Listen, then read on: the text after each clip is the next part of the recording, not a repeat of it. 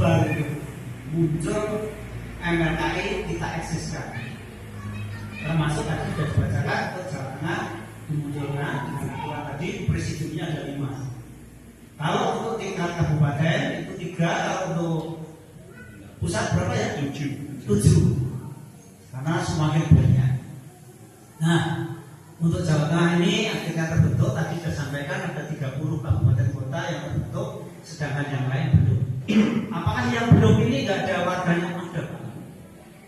Tapi mereka ini juga masih trauma dengan keadaan masa lalu. Sehingga punya ketakutan itu melu MRKI nanti digeret-geret. Kalau melu ini nanti digeret. Inilah trauma masa lalu yang masih terbawa. Sehingga ada beberapa daerah sampai sekarang masih belum bersedia. Ketika mereka bersedia, waktunya belum tepat. Nah ini, sehingga baru 30 Pak. Ini yang sudah puji syukur 30 sudah mulai giok dan sebagainya. Namun jujur saja untuk tadi yang sampaikan bunga itu berbagai macam bunga tanaman. Kalau itu tidak ditanam dengan benar, tidak dipelihara dengan benar, akhirnya nanti kembangnya paling serabut seraka luar. Kalau dilihat sebagai taman itu juga tidak indah. Untuk itulah maka LPLKI selalu berupaya agar ini bisa terwujud. Puji syukur pada siang hari ini mungkin nanti juga dilanjut ada tanya jawab dan nanti mungkin masih ada juga tambahan dari Pak Basuki. Ini Pak Basuki ini termasuk bidannya MLKI Jawa Tengah. Karena itu jalur di program orang kita nanti kalau ketika kurang terjadi ya bilangnya aku udah jadi diri udah baikkan. Nah yuk karena kita dan kita tidak berubah. Cuma malaikat dua orang ini Pak. Dewa ungkas laris. Itu sekilas dari kami sedikit pandangan bagaimana ayat dan sedikit tadi sudah disampaikan kita di bawah mengenai KPP. Nanti memang berbuat saja menurunkan kami yang ada di NTB karena beneran sudah ini warganya seluruh Indonesia Pak. Dan jumlahnya juga cukup jutaan, memang tidak semudah itu. Dan di sana itu ternyata masalah KTP. Di tempat penghayat ini MLKI juga masih, yaitu KTP. Maka KTP sudah diputuskan bahwa KTP penghayat kepercayaan adalah ditulis di kolomnya penghayat kepercayaan. Kalau dulu straight urut straight. Nah, ketika urut straight, kemudian kita melakukan judicial review, kemudian munculnya di sekarang penghayat kepercayaan KTP. Dan itu sudah lulus semua dan sudah bisa dilaksanakan dengan mudah. Sangat mudah. Bahkan di tempat kami kalau di kepala sendiri, Dukcapil itu mau turun sendiri. Kalau kamu lagi perkebunan takut, saya datang ke Sambat, takut ready satu-satu saja gitu. Rekam di situ. Tapi kita juga nggak mau begitu. Kok kebangetan istilahnya itu nggak mau akhirnya kita harus datang dan itu terlayani dengan baik. Semua Jawa Tengah saya kira tidak ada masalah. Saya kira begitu. Hanya saja kemarin memang ada masalah yang saya muncul dari kejaksaan agung mengenai KTP. Makanya saya teman-teman kemarin presiden juga bilang tolong nanti tanyakan masalah KTP itu gimana Pak terjadi ya kira-kira apakah ada masalah atau tidak. Kemarin di TI juga ada ditanyakan itu sejauh mana niat baik atau komitmen dari penghayat itu sendiri setelah diturunkan KTP untuk bagi penghayat. Ternyata juga masih banyak yang belum berubah KTP-nya. Ada beberapa hal orang Jawa itu kalau kita KTP-nya tidak muslim, ketika memalinkan anaknya tidak boleh. Jadi anak itu terkawinkan, saya namanya Maleni atau sini namanya Wali ini ya. Itu nggak bisa, harus muslim. Nah, orang tua itu ketika ditanya semacam itu, kayak aku tetap KTP-nya Islam supaya saya untuk mengawinkan. Ini yang sebenarnya. Padahal sesungguhnya kita sadari perkawinan itu hak yang paling sah betul itu adalah orang tua. Kalau orang tua sudah ngerti, sudah zaman dulu nenek moyang kita nggak ada kan?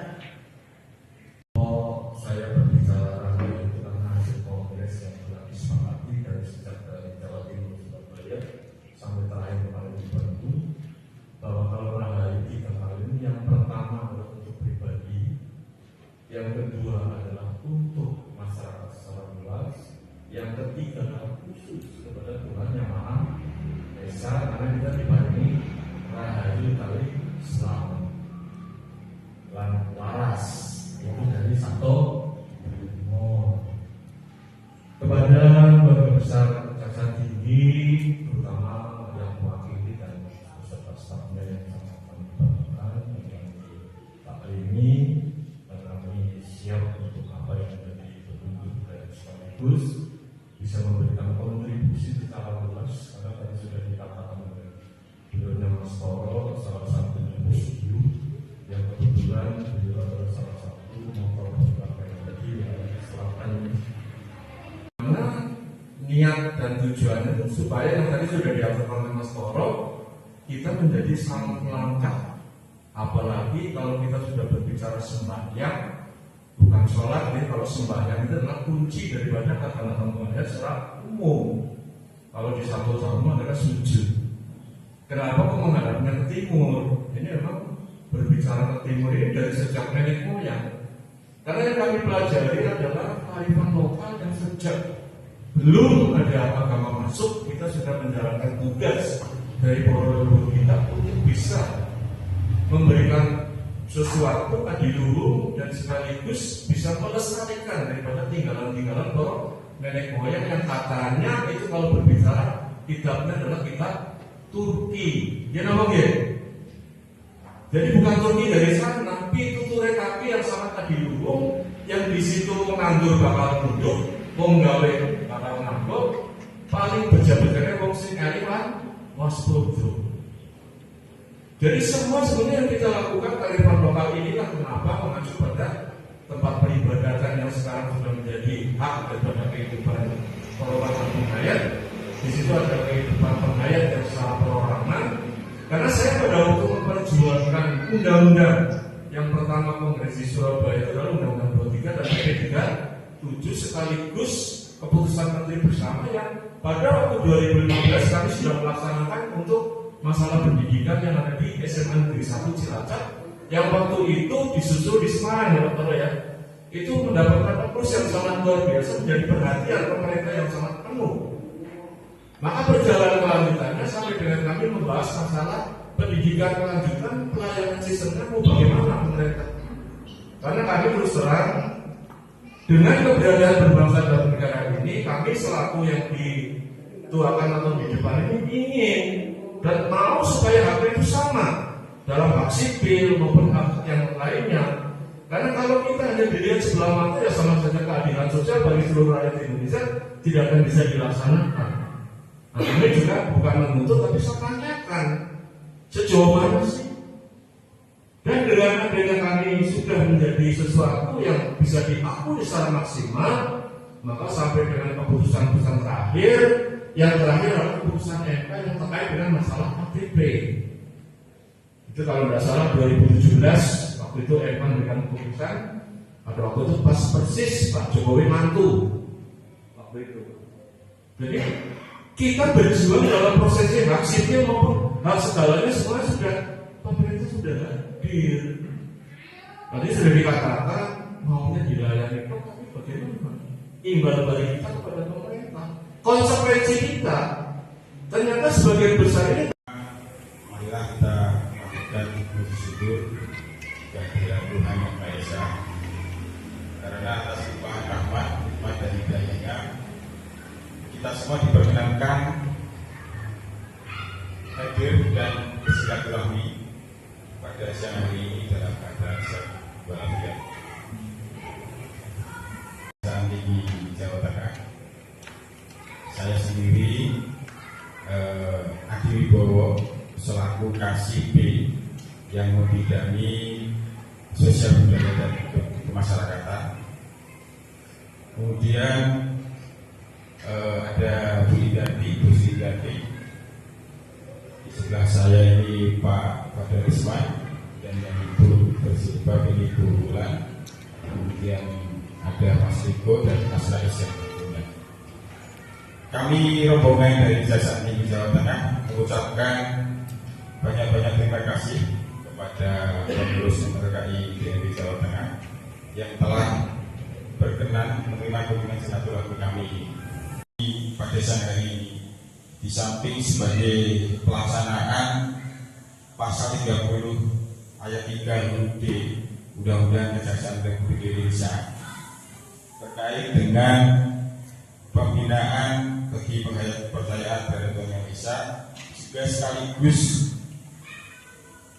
untuk menjalin silaturahmi dengan Bapak Ibu pengurus MRKI DNB Jawa Tengah, sehingga melalui silaturahmi ini diharapkan komunikasi dan kerjasama dapat berjalan dengan baik dan semakin erat. Bapak Ibu hadirin sekalian, berkaitan dengan keberadaan kepercayaan di Indonesia, pada tanggal 18 Oktober 2017 tadi sudah sedikit disinggung sama Pak Toro dan Pak Basuki, bahwa pada tahun 2017 tersebut Mahkamah Konstitusi melalui putusan nomor 97 telah menyatakan bahwa agama dalam pasal 61 ayat 1 dan pasal 64 ayat 1 Undang-Undang Administrasi Kependudukan bertentangan dengan Undang-Undang Dasar 1945 dan tidak mempunyai kekuatan hukum mengikat secara bersyarat sepanjang tidak termasuk kepercayaan. Ini artinya apa? Jadi dengan adanya putusan Mahkamah Konstitusi tersebut, kepercayaan telah disamakan dengan agama.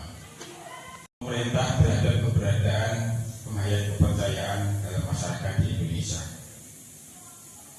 Namun adanya hal tersebut, kami masih melihat belum sepenuhnya direspon oleh para penghayat kepercayaan, khususnya di Jawa Tengah. Hal ini terlihat dari database kependudukan, Pak. Database kependudukan yang menyebutkan bahwa jumlah penghayat kepercayaan di Jawa Tengah yang sudah terregistrasi ini ada 6.121. Padahal saya meyakini Pak, jumlah itu lebih dari 6.000. Pesan yang lain. Tadi Pak bukan sudah sangat melayani lah intinya itu. Barangkali masih ada ditemui kendala terkait mungkin layanan pendidikan, akses pekerjaan, dan kemudian kebebasan untuk melaksanakan ritual. Mungkin bisa diinfokan, diinformasikan kepada kami melalui hadirin sekalian. Sampai jumpa rekan-rekan, sampai bertemu di lain kesempatan.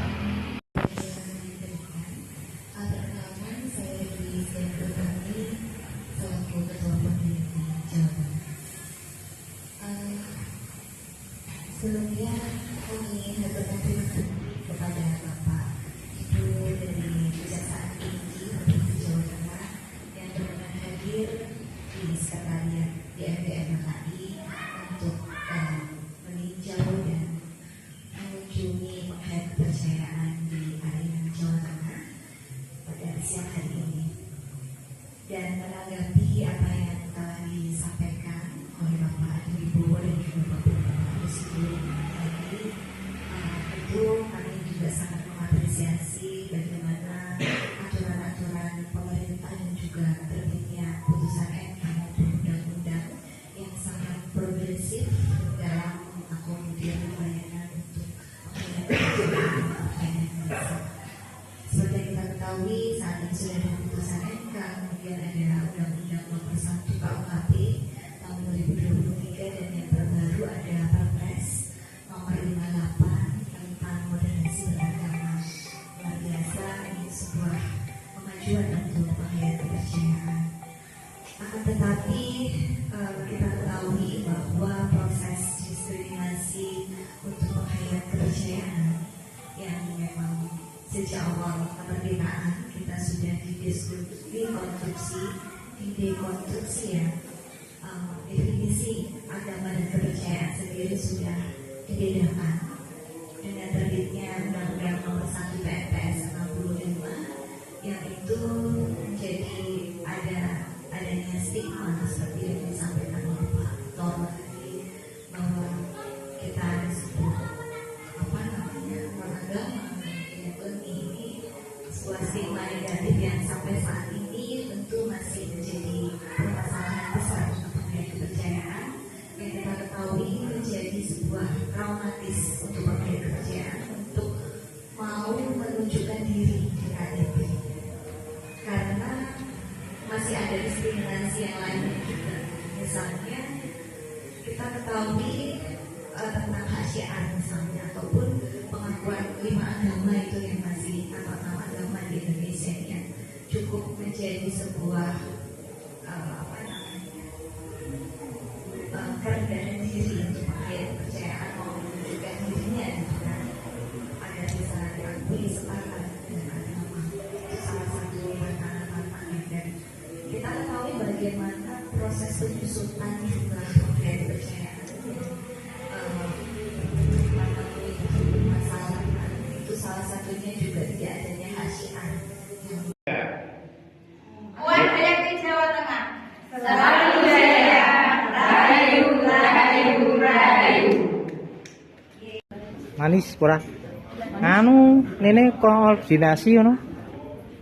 Mas, makasih. Ayo, Pak Rito. Ya, Mancing. mancing di Suwarno. Oke, lagi man ilame pundi ulame? Mboten. Oh, nggih. Nggih. Pak Basuki monggo. Ayo Pak Ju. Yo, madang. Makan sama Madang sego karo iwak. makan sego mbek iwak. Nggih niki wong ngombe sak lapan mau lho, ora mangan. Nah, iki gak arep mangan. Sak lapan mau dibuka. Rahayu. Nggih, dalam matur nami poniem saking Kebon Bayak Klaten, saking kepercayaan kapribaden. Dalem nggih derek anggota Puan Hayati. Dalem nggih derek anggota MLKI Klaten. Ngapunten Bapak Ibu, rahayu. Rahayu.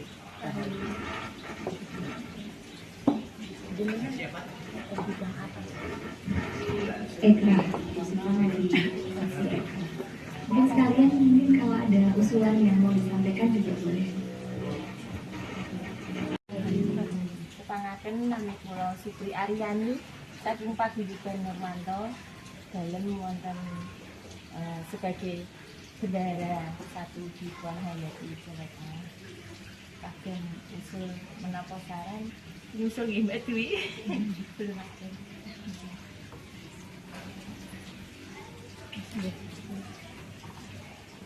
Rahayu, saking siang sedaya mawon kepangaken kula Esti Winarsi saking Banyumas dan Puan Hayati kula dados saksi seni dan budaya.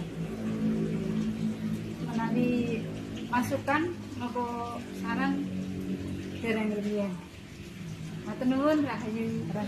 Nganake gelar budaya ngono kok. Puan Hayati sing biayai kan MLKI. Rahayu.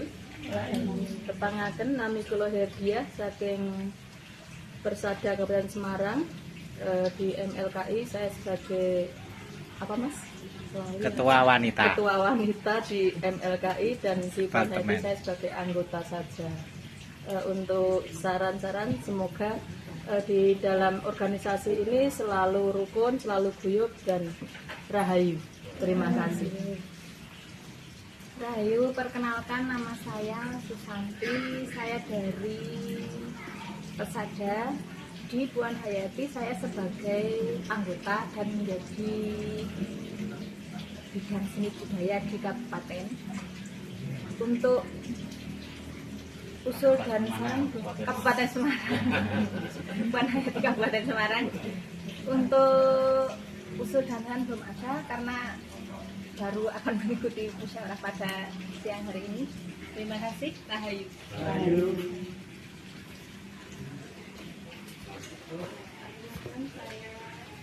Saya baleni. Rahayu.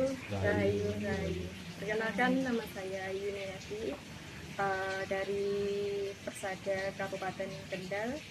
Saya di Puan Hayati sebagai Bendahara 2, di Kemapakti sebagai pengurus Kemapakti Jawa Tengah. Untuk saran sementara belum ada. Itu aja. Terima kasih. Rahayu.